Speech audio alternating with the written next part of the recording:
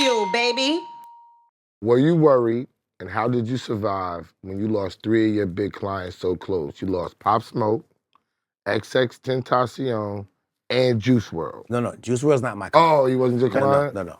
It was just X and Pop. Okay, those are two I thought Juice WRLD But was to I add know on the to that attorney though, for that. but think about this: the drama with 6ix9ine and Yes. the drama with the 6ix9ine's baby. attorney. Yes, I And still am. also, you're still 6ix9ine's attorney. He's in DR somewhere. I haven't spoken to him in a minute. Yeah, and you also are the baby's lawyer. No, I'm not the baby's lawyers either. Oh, I represent producers. Oh, producers for the baby. So sometimes, like Jack Harlow, I don't represent Jack Harlow. I represent the producer that made that beat. Made the record. All right, cool. So you had Tekashi. Yes. You had still does. Yeah, you had Tekashi. Yes.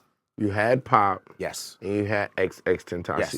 And Designer and you had a bunch of folks. But those three, let's go. Tekashi, we know had a lot of paperwork coming through here. A lot of Pop paperwork. Smoke had paperwork a lot of coming drama. through here. A lot of XX. drama. Oh. You know what I mean? Uh-huh.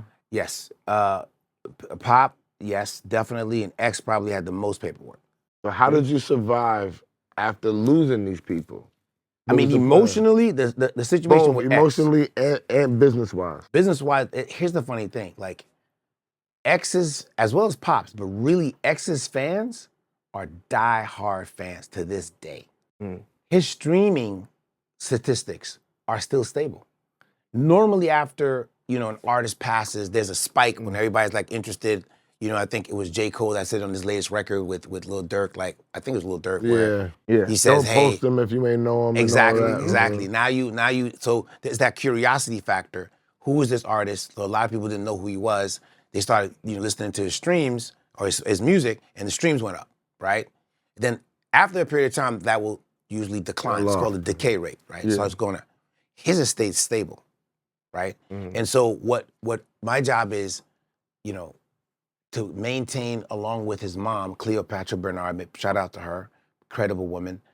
Also his manager, who still manages Solomon Sounds, shout out to him. By the way, it's his birthday. Happy birthday, Solomon. And together, our jobs have been to maintain his legacy. So we did a documentary, if you haven't seen it, it's on Hulu, it's called Look at Me. It's about the life and times of XXXTentacion. I'm one of the co-executive producers, actually one of the executive producers. It was like my first foray into film. And we did a deal with Columbia Records, shout out to Ron Perry. We did a deal with Columbia Records to re-release his Sound Cloud records, his early SoundCloud record. So what does that mean? What's my job in doing? You get paperwork, so you gotta lock down the rates. You gotta find the producers that actually made the records back in the day. You gotta contact them, and I have a number of wonderful attorneys that work for me: Alicia Faribault, Chris Wellington. These guys all work for me, and they're the ones that actually helping to put all that stuff together. So you gotta, when they were coming up, they just putting records out. They're making records, put records out, put records out. Record starts blowing. Now you still have to go back now when a major label wants to pick up the record, you gotta go clear the record, right? So now you gotta go find the producers, do a producer agreement with them, make sure that they're getting their percentage of the royalties, make sure they're getting their publishing. Then if there's a sample, you gotta go clear that sample, right? And some sample owners are like denied the use. So now you gotta be like, all right, now we gotta redo the record because we got the lyrics, now we gotta go do it's an amazing thing. With X, we co-counsel his estate with another attorney, and our job was to help clear the albums, right? So my firm's job, again, was to negotiate with the producers, side artists, the features, make sure that paperwork is correct. We're still dealing with that, even though his records have already been released. So in both instances, at least with X, the shock of like your client getting killed, I wasn't prepared for that. You know what I mean? Like, what? What do you gotta be kidding me? We rushed down to Florida and there's a vigil going on where he passed. All the fans are there, and it's just an incredible thing to see. And the strength of his mom always impressed me. His mom was really, really strong and throughout this process. But it's like now, and luckily, the X and his mom had listened to me when I had told them about creating a trust. We have these conversations about how do you protect your assets, right? He had things in his name. Take stuff out of your name, put them into an LLC, create a trust. And to my surprise, when he passed, that had been done. So having to deal with his assets, you know, who's going to control the assets, all the paperwork was in place to make that happen, right? And that doesn't always happen. You hear about artists that pass without a will.